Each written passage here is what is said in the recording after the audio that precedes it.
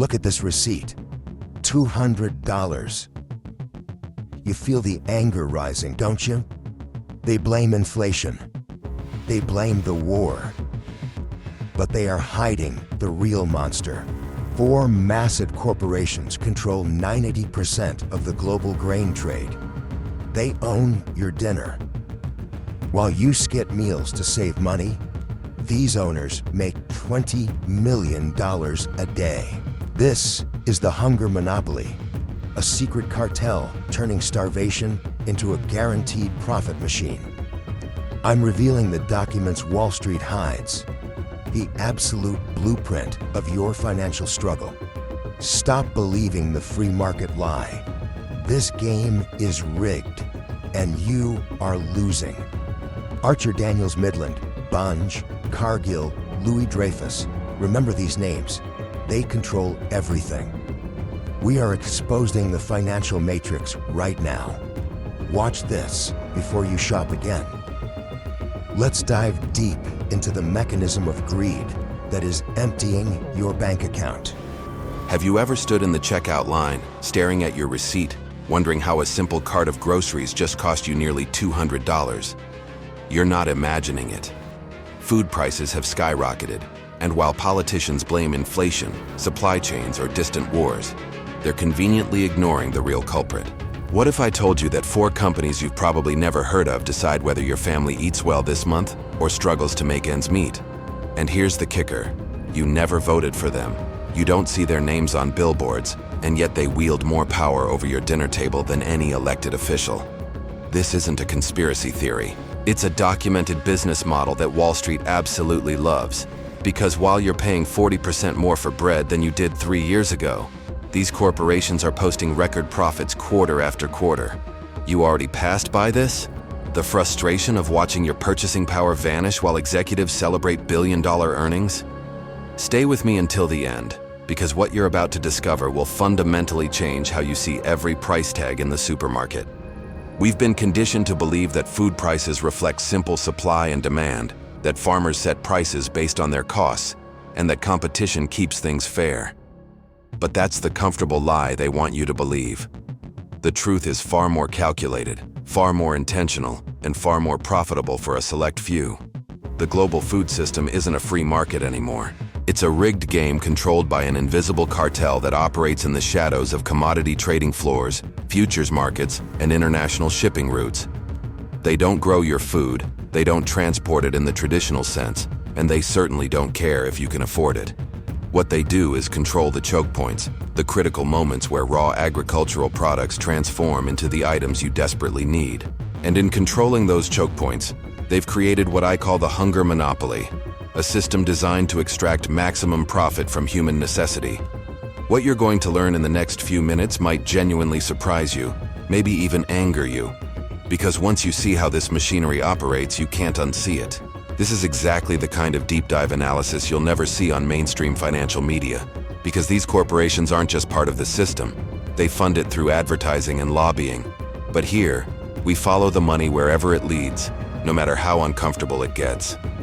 If this resonates with you, if you felt that sinking feeling watching your grocery budget evaporate, drop a comment below and tell me which item shocked you the most recently. Was it eggs? Chicken?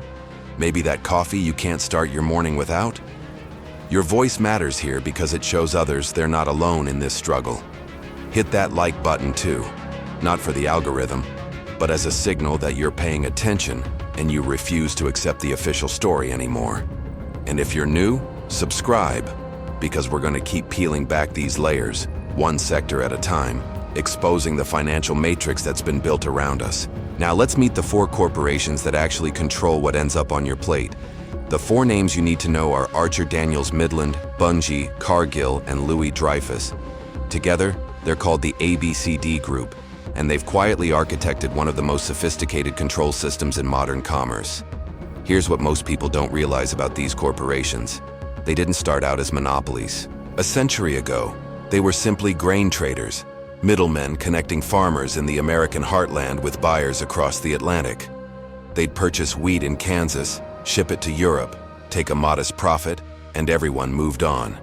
It was a relatively straightforward business model, in a competitive marketplace where thousands of independent traders operated. But something fundamental shifted over the past few decades, a transformation so gradual that most people never noticed it happening. These companies realized that being middlemen wasn't enough anymore. The real money, the transformative wealth, wasn't in just moving grain from point A to point B. It was in controlling every single step between the seed going into the ground and the product appearing on your supermarket shelf. So they began buying everything. They purchased the grain silos where crops are stored. They acquired the ports where commodities are loaded onto ships. They bought the shipping fleets themselves. They took over the processing plants that turn raw wheat into flour, soybeans into oil, corn into sweeteners. Through relentless consolidation and strategic acquisitions, they essentially absorbed the entire supply chain. Today, these four corporations control between 70 and 90% of the global grain trade. Think about that number for a moment. 4 companies. 90% of all grain moving across international borders. But the consolidation didn't stop there, because grain trading alone still left them vulnerable to competition in other sectors. So they looked upstream and downstream simultaneously. The agricultural input sector, the companies that produce seeds and chemicals that farmers depend on, used to consist of what the industry called the Big Six. Through a wave of mega mergers, that number collapsed down to just 4 dominant players, many of which have strategic relationships or overlapping board members with the ABCD traders. What we're witnessing isn't just corporate growth, it's the deliberate construction of choke points throughout the entire food system.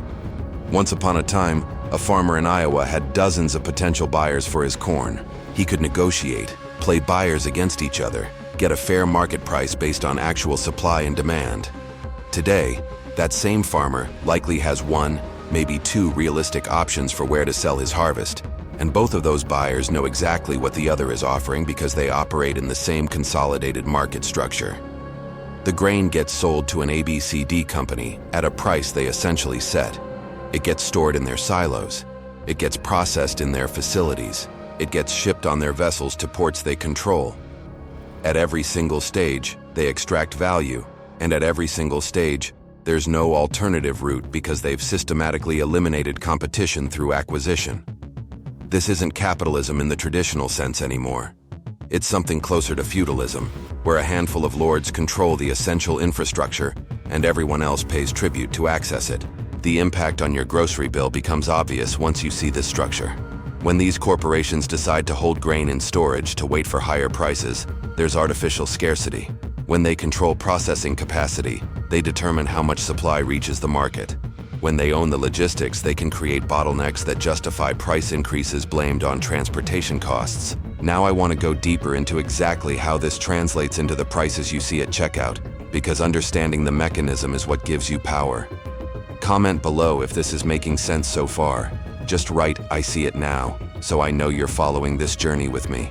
Now I want to go even deeper into the actual mechanics of how this system manipulates both producers and consumers simultaneously, because once you understand the psychology behind it, you'll never look at a grocery store the same way again. When you walk into any supermarket, whether it's Whole Foods, Kroger, Walmart, or your local chain, you're confronted with what appears to be an overwhelming abundance of choice. Thousands of different brands line the shelves. Organic options next to conventional ones. Store brands competing with national labels. The entire experience is designed to make you feel like you're operating in a thriving free market where competition keeps prices fair and quality high. But that's the illusion they need you to believe. Pull back the curtain on virtually any packaged food product, and you'll discover that the raw materials, the fundamental ingredients that make up everything from your breakfast cereal to your salad dressing, all flow through the same 4 corporate choke points. The soy protein in that veggie burger, the corn syrup in that soda, the wheat in that artisan bread, the palm oil in those cookies. It all comes from Archer Daniels Midland, Bunge, Cargill, or Louis Dreyfus. The brands might be different, the marketing might be different, but the supply chain is identical. This consolidation creates a devastating trap for the people who actually grow your food. American farmers today are caught in what industry insiders call the agricultural squeeze, and it's destroying family farms at an accelerating rate. Here's how it works from their perspective. Before a farmer even plants a single seed, they have to purchase inputs, seeds, fertilizers, pesticides, equipment, all the things necessary to grow crops. Because of upstream consolidation in the agricultural input sector, farmers face monopolistic or near-monopolistic suppliers who can charge whatever the market will bear. Seed prices have skyrocketed. Chemical costs have exploded. These aren't competitive markets anymore, so farmers have no leverage to negotiate better terms. They pay what they're told to pay, often going into significant debt before harvest season even begins. Then comes the actual work of farming, which involves shouldering enormous risk that most consumers never think about. Will there be enough rain but not too much? Will temperatures stay within the range the crops need? Will pests devastate the fields? Will equipment break down at a critical moment? Will labor be available when needed?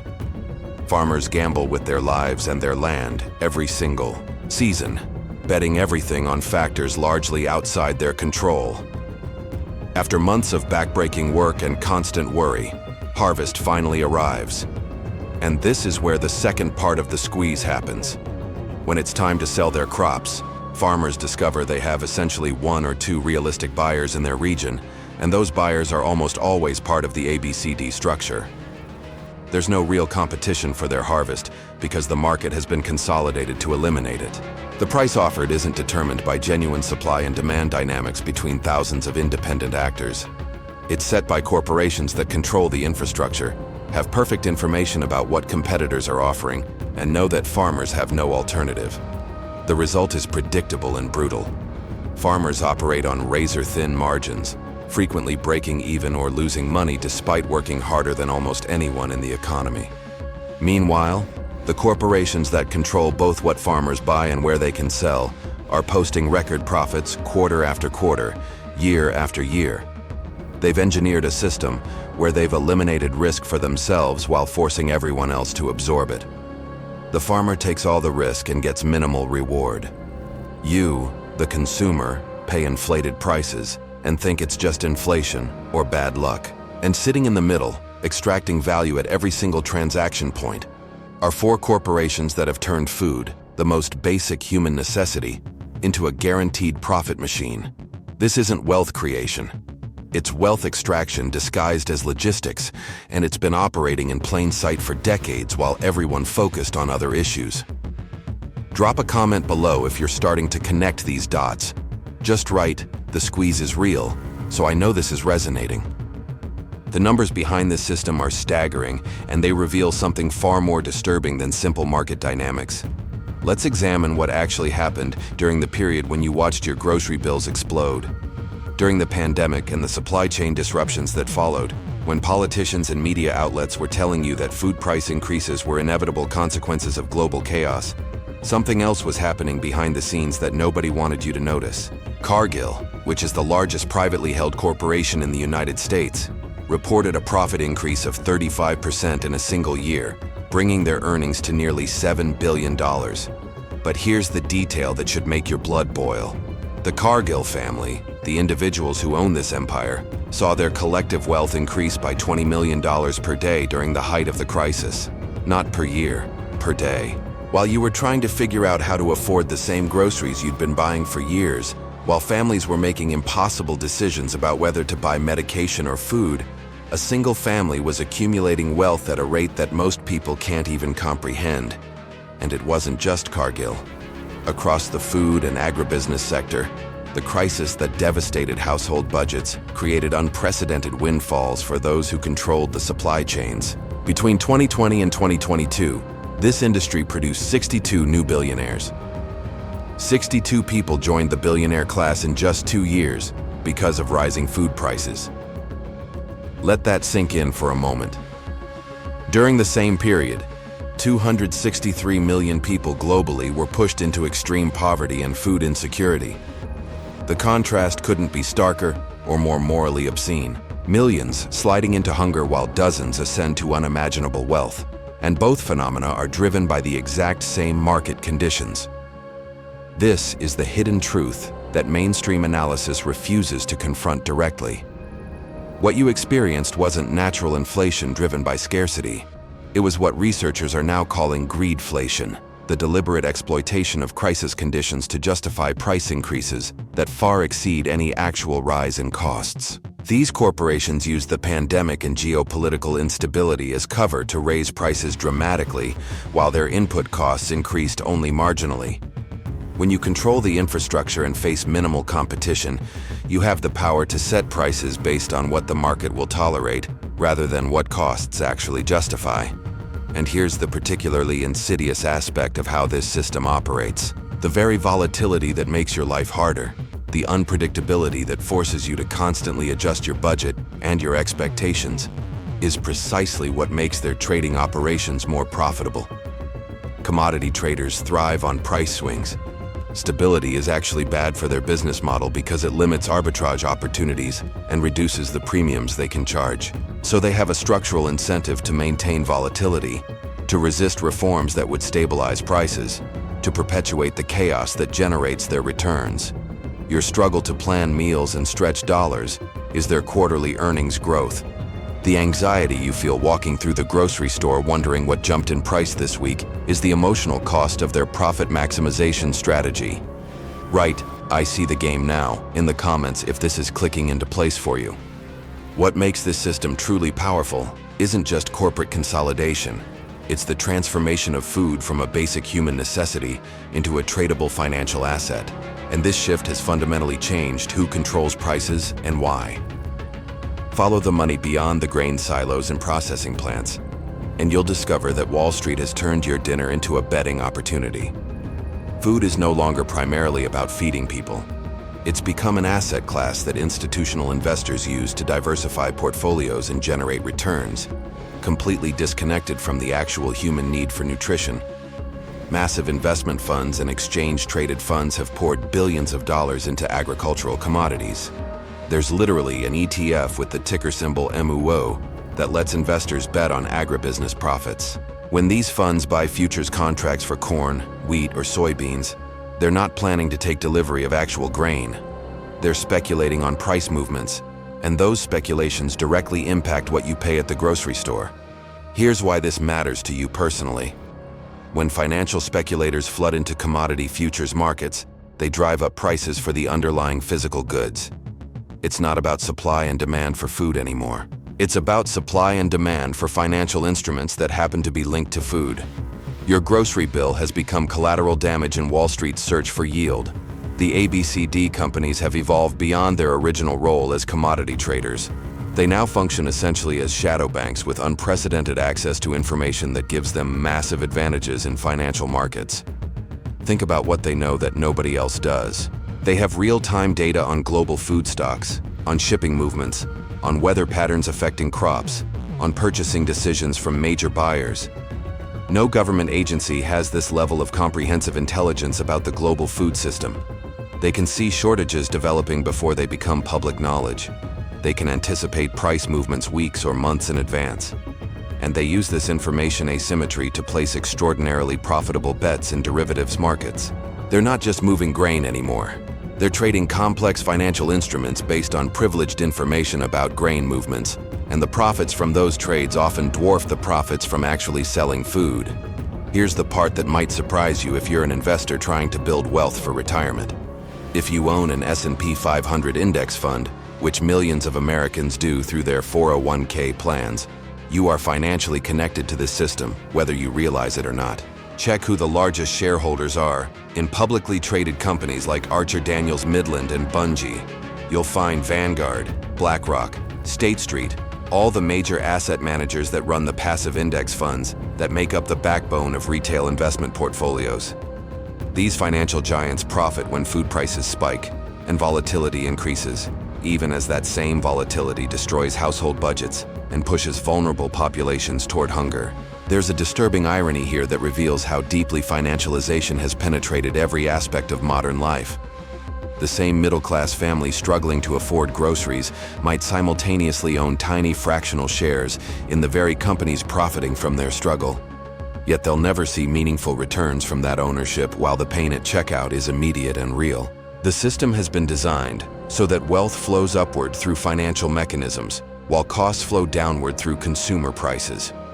If you're starting to see how deeply the financial system is embedded in something as basic as food, drop "follow the money" in the comments. Now I want to address the question you're probably asking yourself right now. If this system is so entrenched, so powerful, so deeply woven into the fabric of how food moves from farm to table, what can anyone actually do about it? The honest answer is that opting out of a monopoly that controls the calories you need to survive is significantly harder than canceling a streaming subscription. But that doesn't mean you're completely powerless, and it certainly doesn't mean resistance is futile. The key is understanding that you're not going to dismantle this system with individual consumer choices alone, but you can reduce your personal exposure while simultaneously supporting alternatives that chip away at their dominance. The most direct action you can take is shortening your supply chain whenever circumstances allow.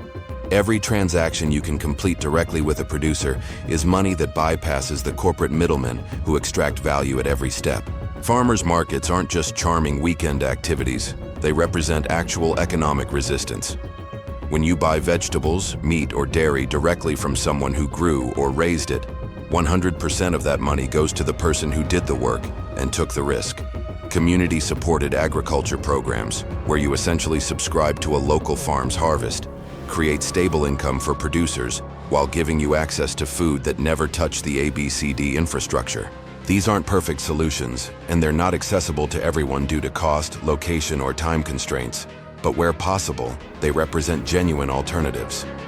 Beyond individual action, this is fundamentally a political and regulatory problem that requires collective pressure. We're actually seeing some movement on antitrust enforcement after decades of neglect. There are initiatives underway to scrutinize agricultural mergers more carefully, to enforce right-to-repair laws that prevent equipment manufacturers from trapping farmers in predatory service contracts, and to increase transparency requirements around commodity stockpiles. These might sound like technical policy details, but they matter enormously. The secrecy that allows these corporations to manipulate markets through information asymmetry only exists because we've allowed them to operate in the shadows. Mandatory disclosure of grain stockpiles and real-time reporting of major commodity positions would dramatically reduce their ability to artificially create scarcity or engineer price spikes. Supporting politicians and advocacy organizations pushing for these reforms is leverage that individual purchasing decisions can never achieve. For those of you approaching this from an investment perspective, awareness is the first step toward making better decisions. When you understand that broad index funds give you exposure to companies that profit from food price volatility, you can make more informed choices about portfolio construction. If you're concerned about inflation protection, consider whether you really want that hedge to come from investments that generate returns by making food less affordable for working families. There are alternative assets and strategies that don't require starving the world to generate yield. This isn't about purity or perfection. It's about understanding the system clearly enough to make conscious decisions about where you put your money and your political support, recognizing that every small act of resistance contributes to building alternative infrastructure and shifting the broader landscape. Comment "Resistance matters" if you're committed to making different choices going forward. If you made it all the way to this point, you're no longer operating with the same understanding of the economy that most people have. You've seen behind the curtain of a system that's designed to stay invisible, and that changes everything about how you'll interpret financial news, policy debates, and your own daily expenses going forward. The food system isn't broken. That's the crucial insight here. It's functioning exactly as it was engineered to function, funneling wealth upward while distributing costs downward, turning basic human needs into profit centers for financial markets. The ABCD monopoly has successfully transformed your dinner table into a trading desk, and most people will go their entire lives without realizing it. But you're not most people anymore. If this analysis connected dots for you that nothing else has, I want you to hit that subscribe button, because we're going to keep following the money into every sector where consolidation and financialization are reshaping society in ways the mainstream refuses to examine honestly. Drop a comment saying, "I see the monopoly," so I know you're part of this community that values understanding over comfortable ignorance. And if you appreciated the depth here, click that like button. It genuinely helps this content reach others who are searching for real analysis instead of surface-level explanations. Here's what I want you to watch next, because if you think what's happening with food is alarming, You need to see what's happening with water. There's a video right here that exposes how Wall Street is buying up water rights and infrastructure, literally commodifying the most essential resource for human survival. Click it now and keep this journey going, because once you start seeing these patterns, you'll find them everywhere. Most people feel economic pressure. You're learning to understand exactly where it comes from.